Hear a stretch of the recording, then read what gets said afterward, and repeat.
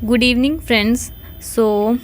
आज हम एक नया चैप्टर स्टार्ट करते हैं रिपर्टरी का, डिल्यूजन। आई होप आपने मेरा पहले वाला इससे जो रिलेटेड वीडियो है वो देखा होगा, वो आपको हेल्प करेगा और ये चीज़ें समझने में। तो बेसिकली मैं फिर से थोड़ा सा इंट्रोडक्शन देके आगे बढ़ना चाहूँगी।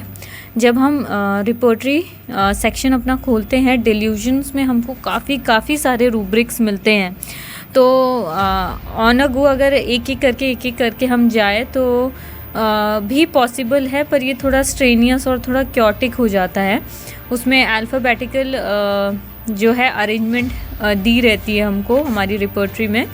तो इस टास्क को थोड़ा सा ऑर्गेनाइज करते हुए, सिस्टमेटिक करते हुए इसे कुछ कैटेगरीज़ में हम लोग डिवाइड करके फिर आगे बढ़ते हैं।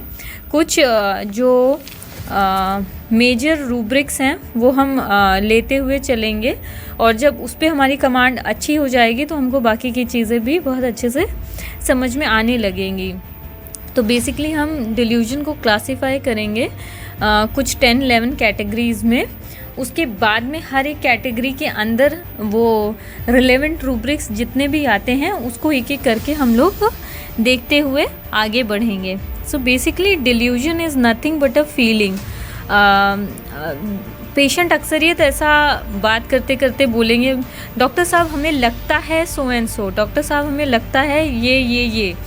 तो ये जो लगता है, जब भी पेशेंट्स के सिम्टोमेटोलॉजी में आपको मिले, जब भी उसके बातों में आपको मिले, तो लगता है इज़ डिल्यूजन, आप वो सेंटेंस कन्वर्ट करके डिल्यूजन में यूज़ कर सकते हैं।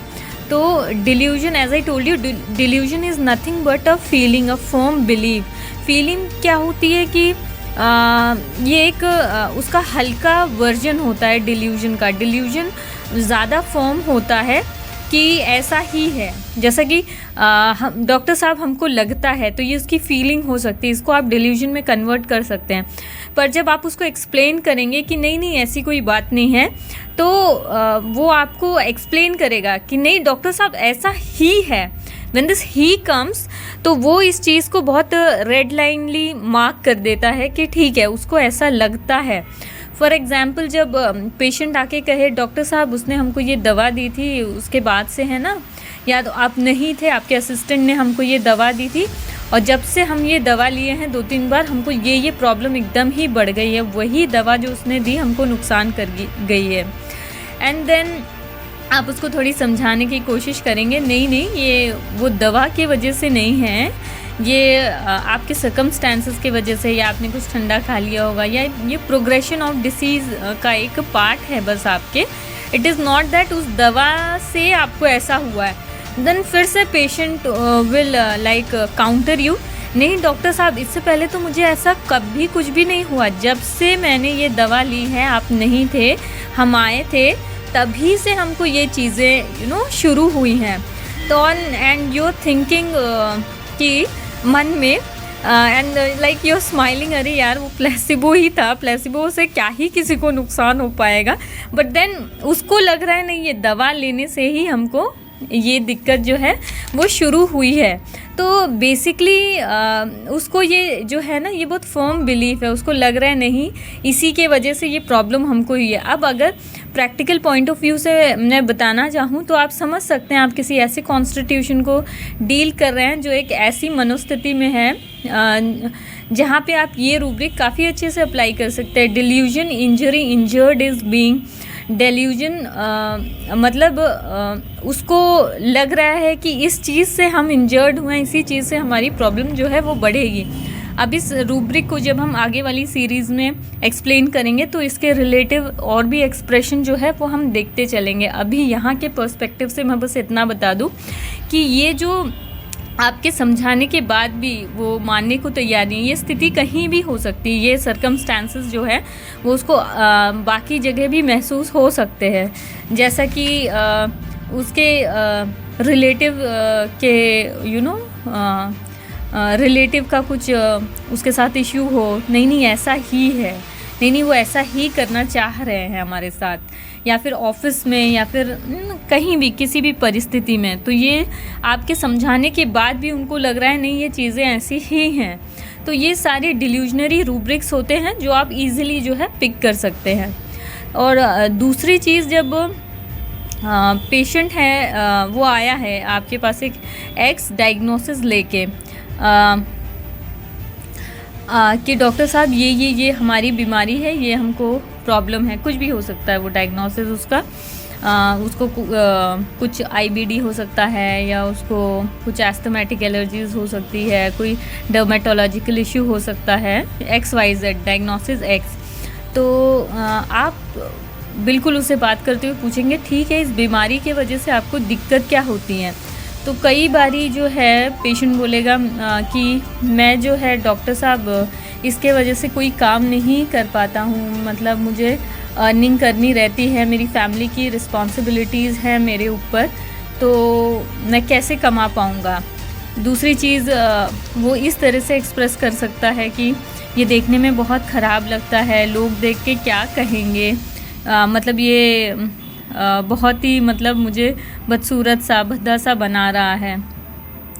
फिर इसी तरह अलग अलग एक्सप्रेशन से वो डायग्नोसिस के वजह से उसको क्या दिक्कत है वो साइकोलॉजिकली फिज़िकली जो है वो आपको एक्सप्रेस करेगा पेशेंट।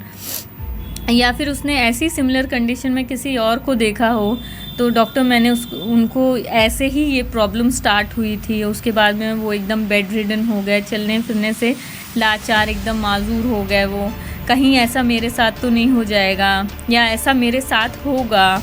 तो ये जो उसकी जो एंग्जाइटी फियर है, ये जो इसके इमोशंस हैं, ये जो इसके बिलीव्स हैं, it is working as a fuel.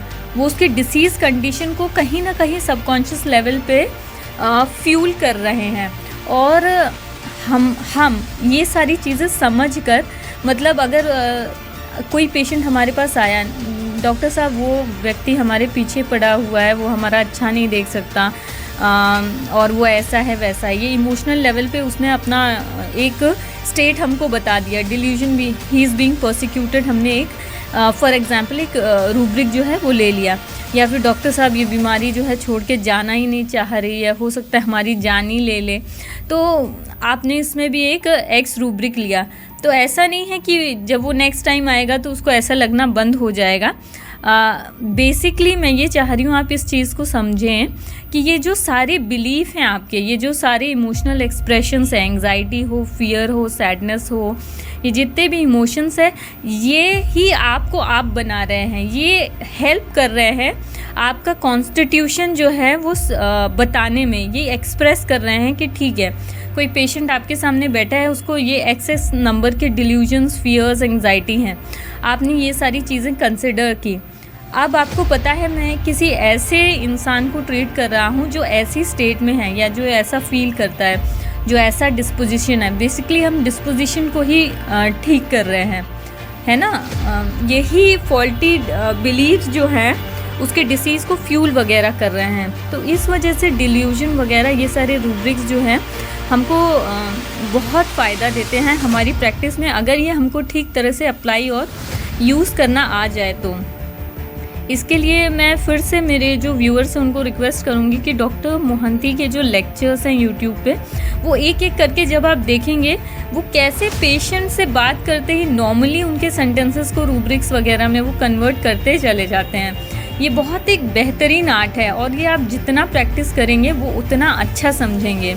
एक बहुत ही फेमस कथन था हमारे सर का, वो कहते थे कि जो चीज़ें ब्रेन को पता नहीं होती हैं, है ना, वो चीज़ें आंखें देख नहीं पाती हैं।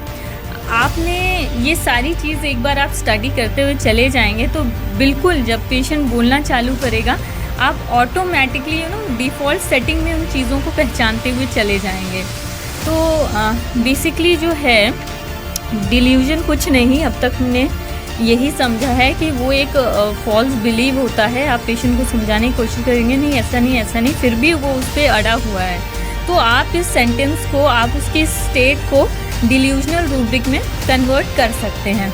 अब basically for the sake of understanding हम डिल्यूजन्स को 10 कैटेगरीज में जो है वो जो है क्लासीफाई करके देखेंगे, और जो बच जाएंगे उनको फर्दर भी हम डिस्कस करते हुए चलेंगे। बेसिकली डिल्यूजन ऑफ ग्रैंडुअर, मैं चाहती हूँ ये आप अपनी डायरी वगैरह में एक एक करके नोट कर ले, सो दैट जब हम आगे बढ़ते चले जाएं तो ये आपके नोट्स भी तैयार होते चले जाएं।